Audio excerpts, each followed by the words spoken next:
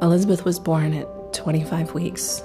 She weighed 1 pound and 10.5 ounces. She was so small that you could literally hold her in the palm of your hand.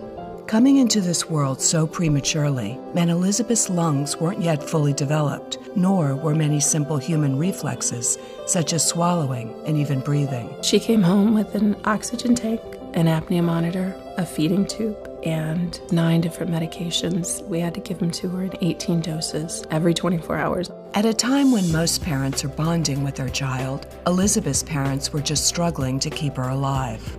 We never slept. There were days when I didn't move from a 4-foot blanket because she had to have medications and be fed, and then it was time for medications again, or it was time for starting her pump. For parents of babies born with medical conditions that demand specialized care, daycare is a critical issue and one that very often impacts the rest of their lives. The social worker at the hospital told us about PACT, and I really do think that was the day that things started to change for us.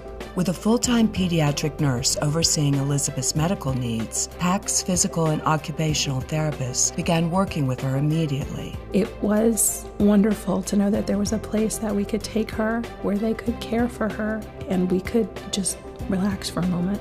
Over the next 2.5 years, the therapist at PACT helped Elizabeth learn to swallow, feed from a bottle, overcome her aversion to tastes and textures, increase muscle strength, and eventually crawl, walk, talk, and be the beautiful, bright, bubbly little girl she is today. There's nowhere like PACT. There's nowhere that has care for medically fragile children. This is not only the best place, but it is the only place.